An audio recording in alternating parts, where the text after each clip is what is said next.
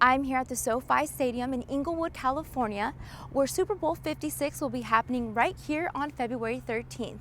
Now, Super Bowl 56 is one of the reaching headlines. However, another headline in regards to the Super Bowl is how they asked their halftime show dancers to work for free, or in other terms, volunteer. I had the chance to speak with one dancer who completely turned down the offer, but also spoke up about the situation. I received the casting, or I received the request to be a dancer in the halftime show for free. Melanie Centeno, a professional dancer for over 10 years, was just one of the many dancers who saw the issue in what the Super Bowl was asking for. And well, she didn't stay silent. We're just in a place where there's not a lot of dance work. There's a lot of uncertainty with jobs in dance. Right before the pandemic hit, we were kind of in this place where we were like wanting to fight for more rights for dancers in terms of pay and treatment and so on and so forth, being as though we don't really have a union. So we were working in tandem with Dancers Alliance. So now post pandemic, something like this happens. It's kind of like bringing us to a space where we just kind of have had enough right now, where we're already in a space of uncertainty when it comes to jobs in our career.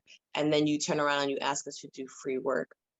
The situation first started getting attention when Taja Riley, another professional dancer, had noticed that Block LA, a big dance agency, was reaching out to their clients about this voluntary performance. But the issue is obviously people are being recruited to be unpaid volunteers working for 8 to 10 days, 8 to 10 hours on average per day, and are most likely going to be doing choreography under the direction of Fatima Robinson, who has had a history of doing this in the past and hiring people to work for free, which is technically illegal for union jobs if you are having them do choreography. The document that was sent out with all the information included that dancers needed to provide their own transportation, 72 hours worth of rehearsal, and a reminder that this was not a paid engagement or an offer of employment.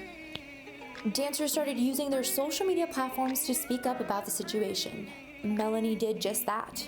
Many others like myself reached out to SAGA, the union that represents these dancers, where they released a statement about the situation stating that no professional dancers were allowed to volunteer for this performance.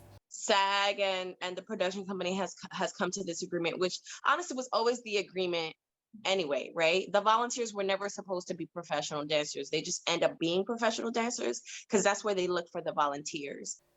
On Sunday, a decision and update took place that volunteers will now get paid $15 per hour before the big night. Although this is one step forward to the change that the dance industry was seeking, the professional dancers believe that more work still needs to get done. Reporting from Inglewood, California, I am Ivania Montes.